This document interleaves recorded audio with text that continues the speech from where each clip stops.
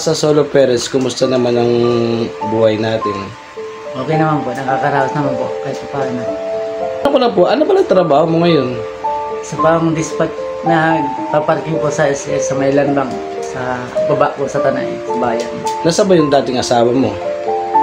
Sa mga kabilang bahay na po. Nasa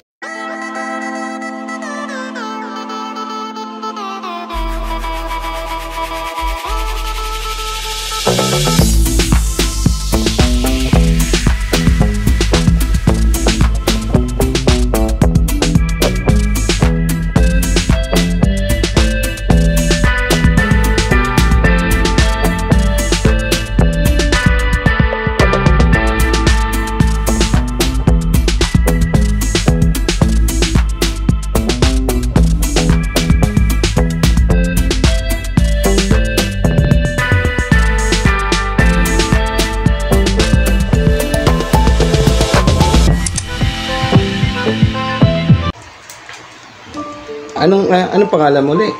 Benedict Gutierrez po. Taga saan? Taga Isay Nore. Okay. So, nasa ba yung dating asawa mo? Sa mga kabilang bahay na po. Nasa kulang bahay. Kaya pala. So, ingat-ingat ka lang palagi yan eh. Sa makabilang bahay talaga. So, ngayon, tanong ko lang, as a solo parents, kumusta naman ang buhay natin? Okay naman po, nakakaraos naman po kahit paano. Okay. Tanong ko lang po, ano pala trabaho mo ngayon? Sa pang dispatch na paparking po sa SS sa may landbank sa baba po sa Tanay, sa bayan. Ilan taon na yung trabaho mo dun? Bali 2 years na po ako ngayong October. Mga kapobre, siya po ay nagpa-parking area, tama? Nagpa-parking area po siya sa bandang Tanay Rizal sa may SSS. Ayun lang po yung hanap buhay niya ngayon. So, ngayon po is talagang bumabagyo, hindi po siya naghanap buhay. So, lumapit po siya sa atin para po, yun, kunting panghapunan lang. So, hindi naman po natin matitiis at kakilala naman po kahit papaano. So, napakabait na tao po to si Dominic. So, siya po ay taga-Isya. Ilan taon ka na, Dominic, ulit? 52 na. 52? Ayun, so, mga kapobre, sa mga nagpa-park po dyan sa nagpa-parking area sa SSS, sa Max, makikita nyo po siya doon. At kung sakaling pong may mabuting puso naman po sa inyo is sa mga gustong mag-abot sa kanya, nandoon na po siya, makikita po, matatagpuan po sa SSS Max Restaurant sa highway sa Tanay Rizal.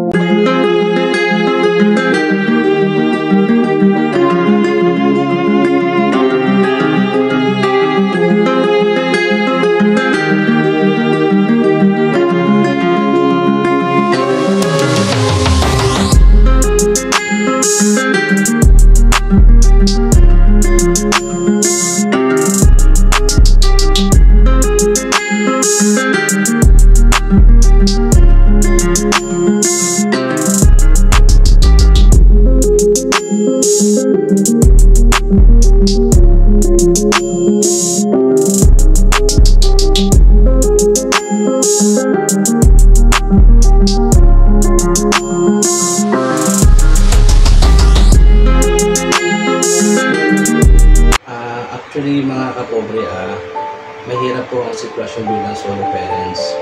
Kasi kahit ako, experience ko yun for how many years, since 2007, as a solo parents, napakahirap ang buhay, lalo pag walang trabaho.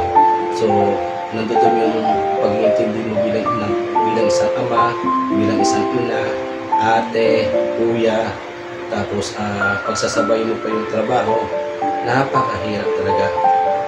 Lalo pag wala kang trabaho, ang focus mo, ang iniisip mo, yung mga gastusin sa anak mo, kung paano mo may provide.